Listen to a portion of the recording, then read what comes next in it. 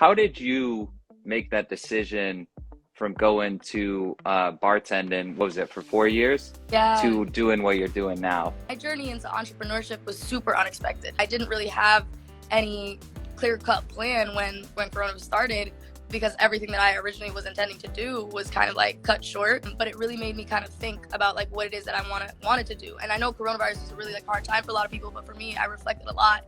And what made me kind of make the shift was I started to look at the people I was studying a little bit differently. You know, for me, I was studying my professors, I was studying, you know, my parents, I was studying people that were my relatives, people that were, you know, advisors to me.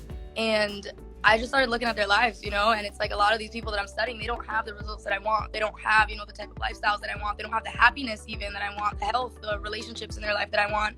And I started to kind of pay very meticulous attention to who it is that I was actually looking at and, you know, getting advice from. And, you know, I started to question, do they have the things that I want personally in my life for Shania?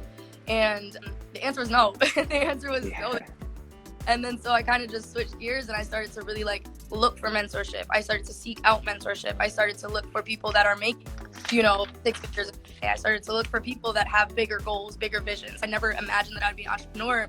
But what shifted for me and what took me to a different place was when I started to actually look at the people that I was taking my advice from and questioning everything.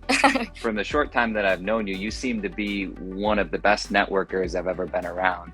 What advice would you give to people who are looking to grow their network either socially or business-wise? I think for me, you know, a big thing is knowing that if you're moving with good intention, people aren't gonna, you know, run away from you. The right of people you'll be able to attract in your life. I genuinely am a huge believer in law of attraction, that every conversation that you have, every person that you meet, you've attracted them into your life.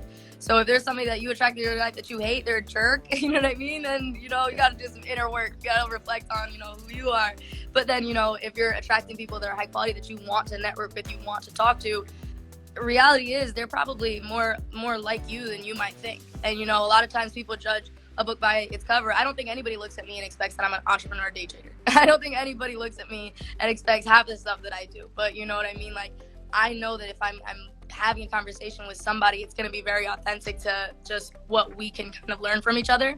And I'm also a very big kind of believer that you can learn from every single person on the face of the planet. You can take something from every single person because, you know, something that you might not be knowledgeable of, they're an expert in. When you think of Stamford, Connecticut, what comes to mind? Diversity. There's a lot of opportunity to network. There's a lot of opportunity to grow. And, you know, I'm so grateful for the city of Stamford. I'm so grateful that, you know, my family moved here. I always joke with my parents because I'm like, you guys came from Trinidad. You could have gone anywhere that you wanted. You chose Stamford, Connecticut. You know what I mean?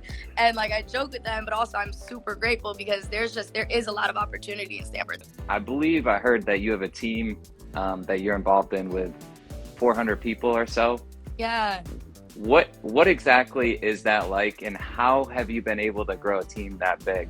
I think one of the biggest things that I realize is, you know, like, if I'm going to be leading a team that is of, you know, that caliber, it requires me to make sure that I am a good person, a good leader, that I am developing myself. I can't, you know, they say it all the time, but you can't pour into somebody if you're not pouring into yourself. And then the second question that you asked there is like how I built it. Not by myself. Not at all by myself. You know, I really just had a vision for when I started in the platform that I am. I understood it made sense. I understood it was logical. I understood that a lot of people were winning from it, getting real results, changing their entire, you know, trajectory of their lives. So I saw what it could do. And so I just decided, you know, the one day I was like, I'm going to take this serious. You know, I'm going to treat this like a real business. I'm going to do the things that I need to do. And so, you know, I started off just, you know, talking to my friends about it, super excited. A lot of my friends and family members told me it was never going to work, you know, which a lot of entrepreneurs can probably relate to. But a lot of people that were closest to me kind of doubted it, hated on the idea of the platform and the idea of like what it stood for.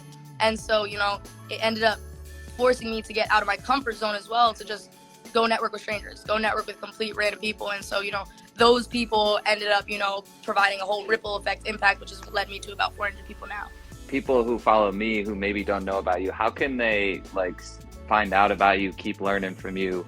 Instagram is definitely the way that, you know, you can directly contact me, because once we're in Instagram, if you need anything from me, if you message me on there, I'll go ahead, we can transfer over to a text message. As soon as we can talk on the phone, I think is the easiest way for people to understand that, I'm not a crazy psychopath. I'm not obsessed with, shoving trading down people's mouths. It really is just, I really want people to understand that you got to kind of put yourself out there, put yourself in the game to, actually receive what you need. So for me specifically, I would definitely say for anybody that's on this, that's watching and wants to get in contact, go ahead, click on Shania.J. Thanks so much, Shania. I'm very grateful for the information that you shared with everyone today. I'm excited for everything that you're doing and the things that you're going to do in the future. So thank you so much for hopping on today.